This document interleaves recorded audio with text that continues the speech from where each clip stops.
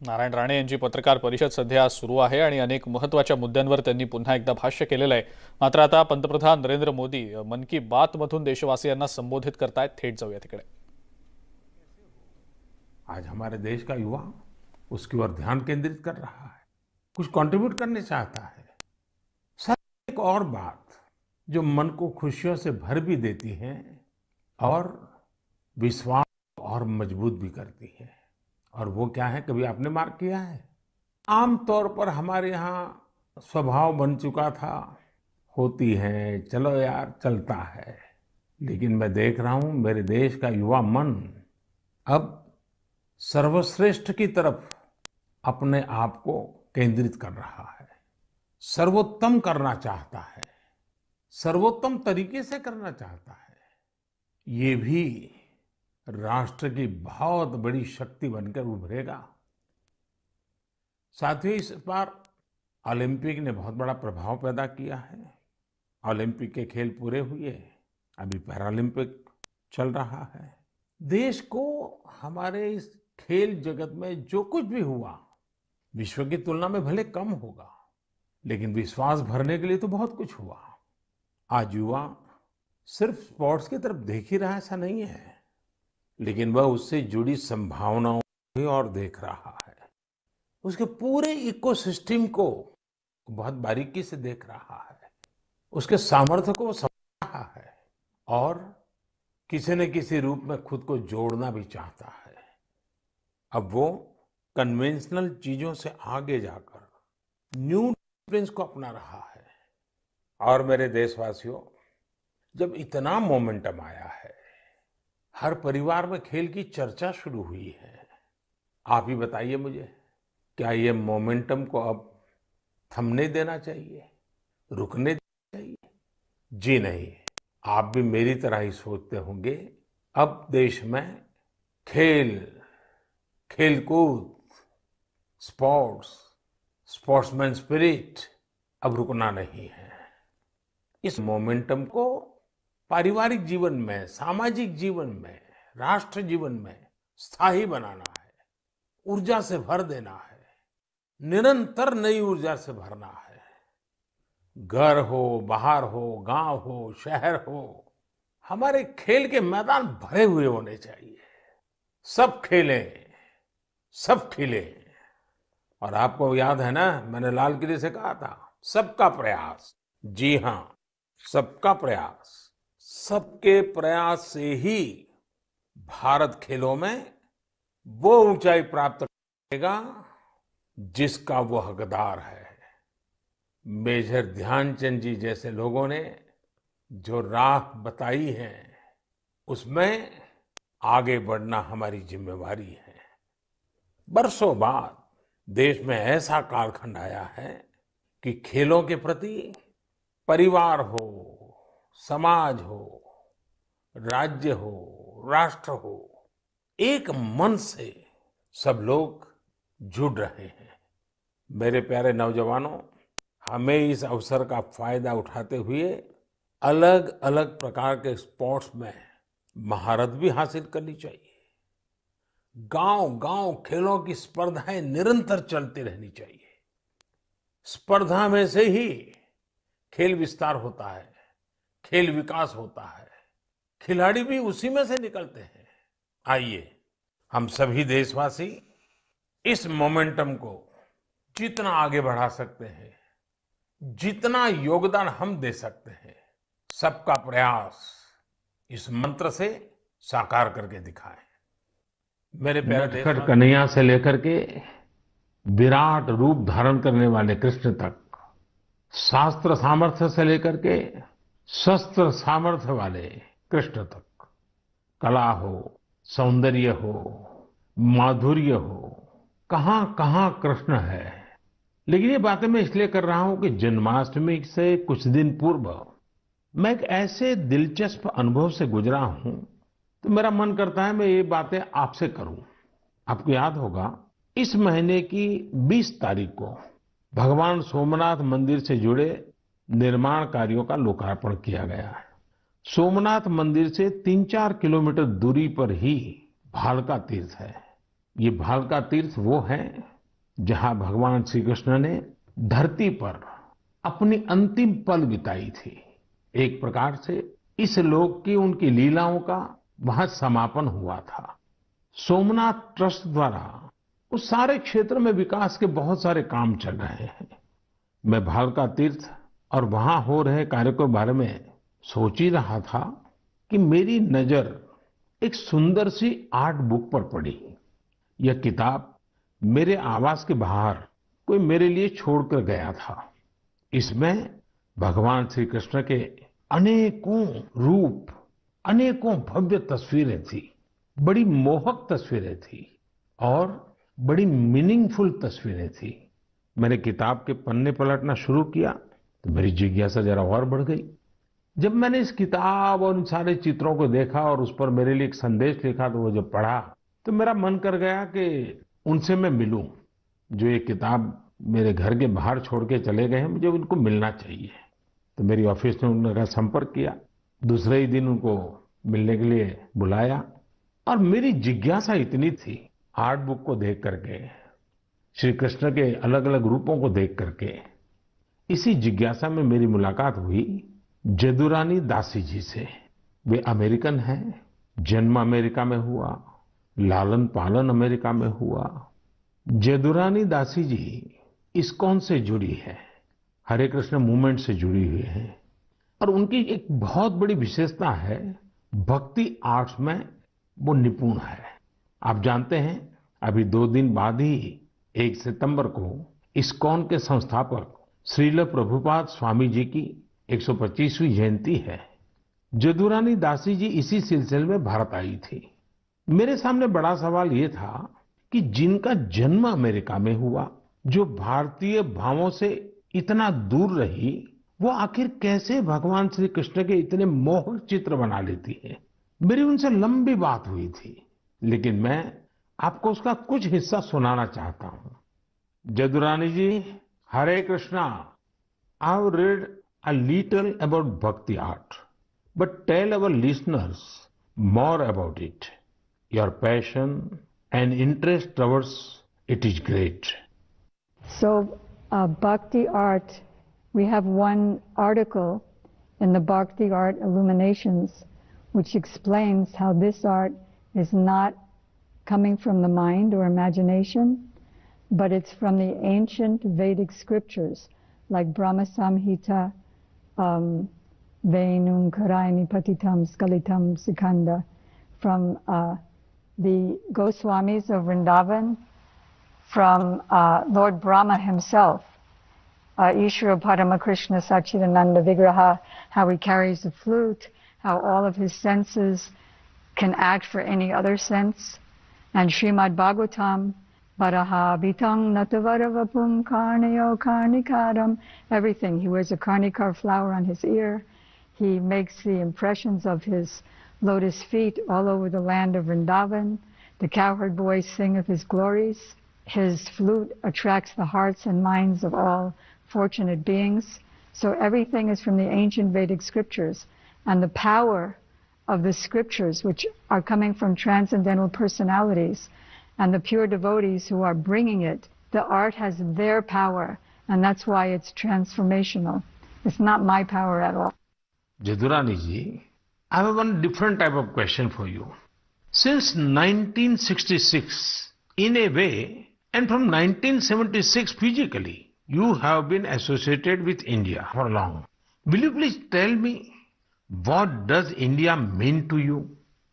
Prime Minister Ji, India means everything to me. I was mentioning, I think, to the Honorable President a few days ago that India has come up so much in technical advancement and following the West very well with Twitter and Instagram and iPhones and big buildings and so much facility. But I know that that's not the real glory of India. What makes India glorious is the fact that Krishna himself, the Avatari, appeared here. And all the avatars appeared here. Lord Shiva appeared here. Lord Ram appeared here. All the holy rivers are here. all the holy places of Vaishnava culture are here. And so India, especially Vrindavan, is the most important place in the universe. Vrindavan is the source of all the Vaikuntha planets, the source of Dwarka, the source of the whole material creation. So I love India. Thank you Jadurani ji. Hare Krishna. साथियों, दुनिया के लोग जब आज भारतीय अध्यात्म और दर्शन के बारे में इतना कुछ सोचते हैं, तो हमारी भी जिम्मेदारी है कि हम अपनी इन महान परंपराओं को आगे लेकर जाएं। जो कालबाह्य है उसे छोड़ना ही है, लेकिन जो कालातीत है उसे आगे भी ले जाना है। हम अपने पर्व मनाएं, उसकी वैज्ञानिकता को समझें, उसके पीछे के अर्थ को समझें। इतना ही नहीं, हर पर्व में कोई न कोई संदेश है, कोई न कोई संस्कार है। हमें इसे जानना भी है, जीना भी है और आने वाली पीढ़ियों के लिए विरासत के रूप में उसे आगे बढ़ाना भी है। मैं एक बार फिर सभी देशवासियों को जन्माष्टमी की बहुत बहुत शुभकामनाएं देता हूं। मेरे प्यारे देशवासियों, इस कोरोना कालखंड में स्वच्छता के विषय में मुझे जितनी बातें करनी चाहिए थी, लगता है शायद उसमें कुछ कमी आ गई थी। मुझे भी लगता है कि स्वच्छता के अभियान को हमें रत्ती भर भी ओझल नहीं होने देना है। राष्ट्र निर्माण के लिए सबका प्रयास कैसे सबका विकास करता है, इसके उदाहरण हमें प्रेरणा भी देते हैं और कुछ करने के लिए एक नई ऊर्जा भर देते हैं, नया विश्वास भर देते हैं, हमारे संकल्प में जान फूंक देते हैं। हम ये भली बात जानते हैं कि जब भी स्वच्छ भारत अभियान की बात आती है तो इंदौर का नाम आता ही आता है, क्योंकि इंदौर ने स्वच्छता के संबंध में अपनी एक विशेष पहचान बनाई है और इंदौर के नागरिक इसके अभिनंदन के अधिकारी भी हैं। हमारा ये इंदौर कई वर्षों से स्वच्छ भारत रैंकिंग में पहले नंबर पर बना हुआ है। अब इंदौर के लोग स्वच्छ भारत के इस रैंकिंग से संतोष पा करके बैठना नहीं चाहते हैं, वे आगे बढ़ना चाहते हैं, कुछ नया करना चाहते हैं। और उन्होंने क्या मन में ठान ली है, उन्होंने वाटर प्लस सिटी बनाए रखने के लिए जी जान से जुटे हुए हैं। वाटर प्लस सिटी यानी ऐसा शहर जहां बिना ट्रीटमेंट के कोई भी सीवेज किसी सार्वजनिक जल स्रोत में नहीं डाला जाता। यहाँ के नागरिकों ने खुद आगे आकर अपनी नालियों को सीवर लाइन से जोड़ा है, स्वच्छता अभियान भी चलाया है और इस वजह से सरस्वती और कान नदियों में गिरने वाला गंदा पानी भी काफी कम हुआ है और सुधार नजर आ रहा है। आज जब हमारा देश आजादी का अमृत महोत्सव मना रहा है, तो हमें याद रखना है कि स्वच्छ भारत अभियान के संकल्प को हमें कभी भी मंद नहीं पड़ने देना है। हमारे देश में जितने ज्यादा शहर वाटर प्लस सिटी होंगे, उतना ही स्वच्छता भी बढ़ेगी, हमारी नदियां भी साफ होगी और पानी बचाने की एक मानवीय जिम्मेवारी निभाने के संस्कार भी होंगे। साथियों, मेरे सामने एक उदाहरण बिहार के मधुबनी से आया है। मधुबनी में डॉक्टर राजेंद्र प्रसाद कृषि विश्वविद्यालय और वहां के स्थानीय कृषि विज्ञान केंद्र ने मिलकर के एक अच्छा प्रयास किया है। इसका लाभ किसानों को तो हो ही रहा है, इससे स्वच्छ भारत अभियान को भी नई ताकत मिल रही है। विश्वविद्यालय की इस पहल का नाम है सुखेत मॉडल। सुखेत मॉडल का मकसद है गांवों में प्रदूषण को कम करना। इस मॉडल के तहत गांव के किसानों से गोबर और खेतों घरों से निकलने वाला अन्य कचरा इकट्ठा किया जाता है और बदले में गांव वालों को रसोई गैस सिलेंडर के लिए पैसे दिए जाते हैं। जो कचरा गांव से एकत्रित होता है, उसके निपटारे के लिए वर्मी कंपोस्ट बनाने का भी काम किया जा रहा है। यानी सुखेत मॉडल के 4 लाभ तो सीधे सीधे नजर आते हैं। एक तो गांव को प्रदूषण से मुक्ति, दूसरा गांव को गंदगी से मुक्ति, तीसरा गांव वालों को रसोई गैस सिलेंडर के लिए पैसे और चौथा गांव के किसानों को जैविक खाद। आप सोचिए, इस तरह के प्रयास हमारे गांवों की शक्ति कितनी ज्यादा बढ़ा सकते हैं। यही तो आत्मनिर्भरता का विषय है। मैं देश की प्रत्येक पंचायत से कहूंगा कि ऐसा कुछ करने का वो भी अपने यहाँ जरूर सोचें। और साथियों, जब हम एक लक्ष्य लेकर निकल पड़ते हैं ना, तो नतीजे का मिलना निश्चित होता है। आप देखिए ना, हमारे तमिलनाडु में शिवगंगा जिले की कांजीरंगाल पंचायत, देखिए इस छोटी सी पंचायत ने क्या किया। यहां पर आपको वेस्ट से वेल्थ का एक और मॉडल देखने को मिलेगा। यहां ग्राम पंचायत ने स्थानीय लोगों के साथ मिलकर कचरे से बिजली बनाने का एक लोकल प्रोजेक्ट अपने गांव में लगा दिया है। पूरे गांव से कचरा इकट्ठा होता है, उससे बिजली बनती है और बचे हुए प्रोडक्ट्स को कीटनाशक के रूप में बेच भी दिया जाता है। गांव के इस पावर प्लांट की क्षमता प्रतिदिन 2 टन कचरे के निस्तारण की है। इससे बनने वाली बिजली गांव की स्ट्रीट लाइट्स और दूसरी जरूरतों में उपयोग हो रही है। इससे पंचायत का पैसा तो बच ही रहा है, वो पैसा दूसरे विकास के कामों में इस्तेमाल किया जा रहा है। अब मुझे बताइए, तमिलनाडु के शिवगंगा जिले की एक छोटी सी पंचायत हम सभी देशवासियों को कुछ करने की प्रेरणा देती है कि नहीं देती है? कमाल ही की है ना उन्होंने। मेरे प्यारे देशवासियों, मन की बात अब भारत की सीमाओं तक सीमित नहीं रही है। दुनिया के अलग अलग कोने में भी मन की बात की चर्चा होती है और विदेशों में रहने वाले हमारे भारतीय समुदाय के लोग हैं, वे भी मुझे बहुत सी नई नई जानकारियां देते रहते हैं। और मुझे भी कभी कभी मन की बात में विदेशों में जो अनोखे कार्यक्रम चलते हैं उसकी बातें आपके साथ शेयर करना अच्छा लगता है। आज भी मैं आपका कुछ ऐसे लोगों से परिचय कराऊंगा, लेकिन उससे पहले मैं आपको एक ऑडियो सुनाना चाहता हूं। थोड़ा गौर से सुनिएगा। Radio unity 90 FM, radio unity 90 FM। नमो नमः सर्वेभ्यः। मम नाम गंगा। भवन्तु शृण्वन्तु रेडियो यूनिटी 90 FM, एक भारत श्रेष्ठ भारत। अहम् एकता मूर्तेयाः मार्गदर्शिका एवं रेडियो यूनिटी माध्यमे आर्जे अस्मि। अद्य संस्कृत दिनम् अस्ति।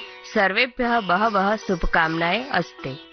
सरदार वल्लभभाई पटेल महोदयस्य लौहपुरुषः इति उच्यते। 13विंशतिसहस्रतमे वर्षे लौहसंग्रहस्य अभियानं प्रारब्धम्। 34 टन् परिमितं लौहस्य गलनं कृतम्। झारखण्डस्य एकः कृषकः मृद्गरस्य दानं कृतवान्। भवन्तु शृण्वन्तु रेडियो यूनिटी 90 FM, एक भारत श्रेष्ठ Bharat. Radio unity 90 FM, radio unity 90 FM। साथियों, भाषा तो आप समझ गए होंगे। ये रेडियो पर संस्कृत में बात की जा रही है और जो बात कर रही हैं वो है आरजे गंगा। आरजे गंगा गुजरात के रेडियो जॉकीज के ग्रुप की एक सदस्य हैं। उनके और भी साथी हैं, जैसे आरजे नीलम, आरजे गुरु और आरजे हेतल। ये सभी लोग मिलकर गुजरात में केवड़िया में इस समय संस्कृत भाषा का मान बढ़ाने में जुटे हुए हैं। और आपको मालूम है ना, ये केवड़िया वही है जहां दुनिया का सबसे ऊंचा स्टैच्यू, हमारे देश का गौरव, स्टैच्यू ऑफ यूनिटी जहां पर है, उस केवड़िया की मैं बात कर रहा हूं। और ये सब ऐसे रेडियो जॉकीज हैं जो एक साथ कई भूमिकाएं निभाते हैं। एक गाइड के रूप में भी अपनी सेवा देते हैं और साथ साथ community radio initiative radio unity 90 FM उसका संचालन भी करते हैं। ये आरजे अपने श्रोताओं से संस्कृत भाषा में बात करते हैं, उन्हें संस्कृत में जानकारी उपलब्ध कराते हैं। साथियों, हमारे यहाँ संस्कृत के बारे में कहा गया है, अमृतम संस्कृतम मित्र, सरसम सरलम वचः, एकता मूलकम राष्ट्रे ज्ञान विज्ञान पोषकम, अर्थात हमारी संस्कृत भाषा सरस भी है, सरल भी है। संस्कृत अपने विचारों, अपने साहित्य के माध्यम से ये ज्ञान विज्ञान और राष्ट्र की एकता का भी पोषण करती है, उसे मजबूत करती है। संस्कृत साहित्य में मानवता और ज्ञान का ऐसा ही दिव्य दर्शन है जो किसी को भी आकर्षित कर सकता है। हाल ही में मुझे कई ऐसे लोगों के बारे में जानने को मिला जो विदेशों में संस्कृत पढ़ाने का प्रेरक कार्य कर रहे हैं। ऐसे एक व्यक्ति हैं श्रीमान रटगर कॉर्टेनहॉर्स्ट, जो आयरलैंड में संस्कृत के जाने माने विद्वान और शिक्षक हैं और वहां के बच्चों को संस्कृत पढ़ाते हैं। इधर हमारे यहाँ पूरब में भारत और थाईलैंड के बीच सांस्कृतिक संबंधों की मजबूती में संस्कृत भाषा की भी एक अहम भूमिका है। डॉक्टर चिरापत प्रपंड विद्या और डॉक्टर कुसुमा रक्षामणि, ये दोनों थाईलैंड में संस्कृत भाषा के प्रचार प्रसार में बहुत महत्वपूर्ण भूमिका निभा रहे हैं। उन्होंने थाई और संस्कृत भाषा में तुलनात्मक साहित्य की रचना भी की है। ऐसे ही एक प्रोफेसर हैं श्रीमान बोरिस जाखरिन, रशिया में मॉस्को स्टेट यूनिवर्सिटी में ये संस्कृत पढ़ाते हैं। उन्होंने कई शोध पत्र और पुस्तकें प्रकाशित की हैं। उन्होंने कई पुस्तकों का संस्कृत से रूसी भाषा में अनुवाद भी किया है। इसी तरह सिडनी संस्कृत स्कूल ऑस्ट्रेलिया के उन प्रमुख संस्थानों में से एक है जहां विद्यार्थियों को संस्कृत भाषा पढ़ाई जाती है। ये स्कूल बच्चों के लिए संस्कृत ग्रामर कैंप, संस्कृत नाटक और संस्कृत दिवस जैसे कार्यक्रमों का भी आयोजन करते हैं। साथियों, हाल के दिनों में जो प्रयास हुए हैं उनसे संस्कृत को लेकर एक नई जागरूकता आई है। अब समय है कि इस दिशा में हम अपने प्रयास और बढ़ाएं। हमारी विरासत को संजोना, उसको संभालना, नई पीढ़ी को देना, ये हम सबका कर्तव्य है और भावी पीढ़ियों का उस पर हक भी है। अब समय है इन कामों के लिए भी सबका प्रयास ज्यादा बढ़े। साथियों, अगर आप इस तरह के प्रयास में जुटे ऐसे किसी भी व्यक्ति को जानते हैं, ऐसी किसी जानकारी आपके पास है, तो कृपया #सेलिब्रेटिंग संस्कृत के साथ सोशल मीडिया पर उनसे संबंधित जानकारी जरूर साझा करें। मेरे प्यारे देशवासियों, अगले कुछ दिनों में ही विश्वकर्मा जयंती भी आने वाली है। भगवान विश्वकर्मा को हमारे यहाँ विश्व की सृजन शक्ति का प्रतीक माना गया है। जो भी अपने कौशल्य से किसी वस्तु का निर्माण करता है, सृजन करता है, चाहे वो सिलाई कढ़ाई हो, सॉफ्टवेयर हो या फिर सैटेलाइट, ये सब भगवान विश्वकर्मा का प्रकटीकरण है। दुनिया में भले स्किल की पहचान आज नए तरीके से हो रही है, लेकिन हमारे ऋषियों ने तो हजारों सालों से स्किल और स्केल पर बल दिया है। उन्होंने स्किल को, हुनर को, कौशल को आस्था से जोड़कर हमारे जीवन दर्शन का हिस्सा बना दिया है। हमारे वेदों ने भी कई सूक्त भगवान विश्वकर्मा को समर्पित किए हैं। सृष्टि की जितनी भी बड़ी रचनाएं हैं, जो भी नए और बड़े काम हुए हैं, हमारे शास्त्रों में उनका श्रेय भगवान विश्वकर्मा को ही दिया गया है। ये एक तरह से इस बात का प्रतीक है कि संसार में जो कुछ भी डेवलपमेंट और इनोवेशन होता है वो स्किल्स के जरिए ही होता है। भगवान विश्वकर्मा की जयंती और उनकी पूजा के पीछे यही भाव है। और हमारे शास्त्रों में ये भी कहा गया है, विश्वम कृतस्नम कर्म व्यापारो यस्य सह विश्वकर्मा, अर्थात जो सृष्टि और निर्माण से जुड़े सभी कर्म करता है वह विश्वकर्मा है। हमारे शास्त्रों की नजर में हमारे आसपास निर्माण और सृजन में जुटे जितने भी स्किल हुनरमंद लोग हैं वो भगवान विश्वकर्मा की विरासत है। इनके बिना हम अपने जीवन की कल्पना भी नहीं कर सकते। आप सोचकर देखिए, आपके घर में बिजली की कुछ दिक्कत आ जाए और आपका कोई इलेक्ट्रिशियन ना मिले तो क्या होगा? आपके सामने कितनी बड़ी परेशानी आ जाएगी। हमारा जीवन ऐसे ही अनेकों स्किल्ड लोगों की वजह से चलता है। आप अपने आसपास देखिए, लोहे का काम करने वाले हो, मिट्टी के बर्तन बनाने वाले हो, लकड़ी का सामान बनाने वाले हो, बिजली का काम करने वाले हो, घरों में पेंट करने वाले हो, सफाई कर्मी हो, या फिर मोबाइल लैपटॉप का रिपेयर करने वाले, ये सभी साथी अपनी स्किल की वजह से ही जाने जाते हैं। आधुनिक स्वरूप में ये भी विश्वकर्मा ही है। लेकिन साथियों, इसका एक और पहलू भी है और वो कभी कभी चिंता भी कराता है। जिस देश में, जहाँ की संस्कृति में, परंपरा में, सोच में हुनर को, स्किल मैन पावर को भगवान विश्वकर्मा के साथ जोड़ दिया गया हो, वहाँ स्थितियां कैसे बदल गई। एक समय हमारे पारिवारिक जीवन, सामाजिक जीवन, राष्ट्र जीवन पर कौशल्य का बहुत बड़ा प्रभाव रहता था। लेकिन गुलामी के लंबे कालखंड में हुनर को इस तरह का सम्मान देने वाली भावना धीरे धीरे विस्मृत हो गई। सोच कुछ ऐसी बन गई कि हुनर आधारित कार्यों को छोटा समझा जाने लगा।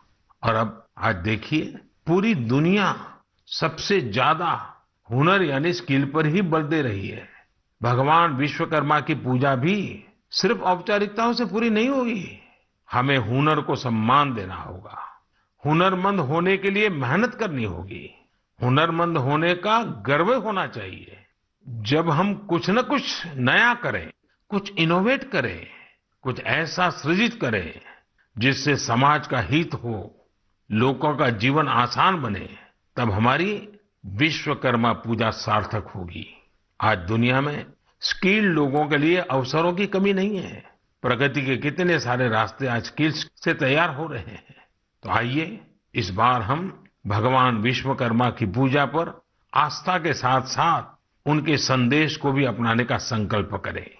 हमारी पूजा का भाव यही होना चाहिए कि हम स्किल के महत्व को समझेंगे और स्किल लोगों को, चाहे वो कोई भी काम करता हो, उन्हें पूरा सम्मान भी देंगे। मेरे प्यारे देशवासियों, ये समय आजादी के 75वें साल का है। इस साल तो हमें हर दिन नए संकल्प लेने हैं, नया सोचना है और कुछ नया करने का अपना जज्बा बढ़ाना है। हमारा भारत जब आजादी के 100 साल पूरे करेगा, तब हमारे ये संकल्प ही उसकी सफलता की बुनियाद में नजर आएंगे। इसलिए हमें ये मौका जाने नहीं देना है। हमें इसमें अपना ज्यादा से ज्यादा योगदान देना है। और इन प्रयासों के बीच हमें एक बात और याद रखनी है, दवाई भी कड़ाई भी। देश में 62 करोड़ से ज्यादा वैक्सीन की डोज दी जा चुकी है। लेकिन फिर भी हमें सावधानी रखनी है, सतर्कता रखनी है। और हाँ, हमेशा की तरह जब भी आप कुछ नया करें, नया सोचें, तो उसमें मुझे भी जरूर शामिल करिएगा। मुझे आपके पत्र और मैसेजेस का इंतजार रहेगा। इसी कामना के साथ आप सभी को आने वाले पर्वों की एक बार फिर ढेरों बधाइयां। बहुत बहुत धन्यवाद। नमस्कार।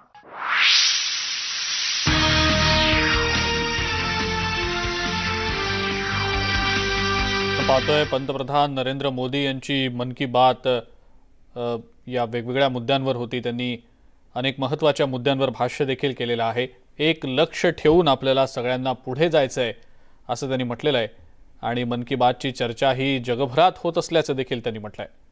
यासोबतच स्वच्छतेकडे अतिशय गांभीर्याने पाहणं गरजेचं असल्याचं मत सुद्धा पंतप्रधानांनी व्यक्त केलेलं आहे। एका ब्रेकसाठी आपण थांबूया। बघत रहा न्यूज 18 लोकपाल।